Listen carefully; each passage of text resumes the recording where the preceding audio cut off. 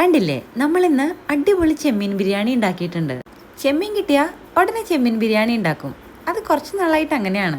വൃത്തിയാക്കി വെച്ച ചെമ്മീനിലേക്ക് മുളക് പൊടി, മഞ്ഞൾപ്പൊടി, കാശ്മീരി മുളക് പൊടി, ഗരം മസാല, ഉപ്പ് ചേർത്ത് നല്ലോണം മിക്സ് ചെയ്ത് വയ്ക്കുക.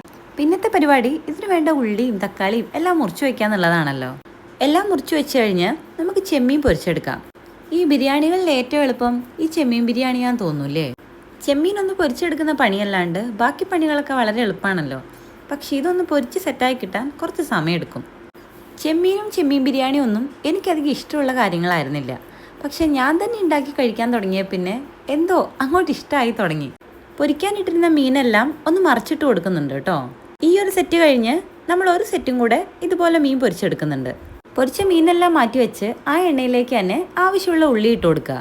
ആവശ്യത്തിന് ഉപ്പും കൂടി ഇട്ട് നല്ലോണം ഇളക്കി വേവാൻ വേണ്ടി കുറച്ച് സമയം നമുക്ക് അടച്ചു വയ്ക്കാം.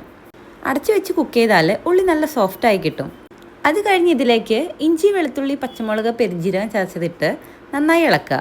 പൊടികളായിട്ട് കുറച്ച് മഞ്ഞൾപ്പൊടി, കുറച്ച് മുളക് പൊടി, വളരെ കുറച്ച് ഗരം മസാല ഇത്രേ ചേർക്കുന്നുള്ളൂ. പൊടികളുടെ പച്ചമണമൊക്കെ മാറിക്കഴിയുമ്പോൾ ഒരു തക്കാളി കട്ട് ചെയ്തിട്ട് ഇതിലേക്ക് ഇട്ട് കൊടുക്കുക.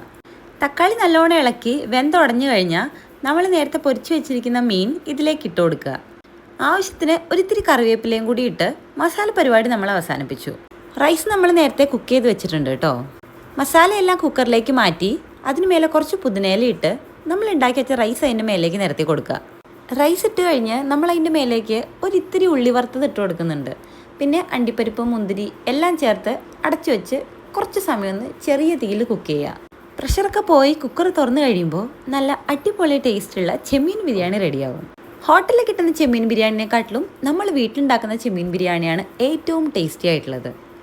എല്ലാവരും ഉണ്ടാക്കി നോക്കുക, കഴിച്ചു നോക്കുക. വീഡിയോ ഇഷ്ടമായ ചാനൽ ഒന്ന് സബ്സ്ക്രൈബ് ചെയ്ത് സപ്പോർട്ട് ചെയ്യാൻ മറക്കല്ലേ.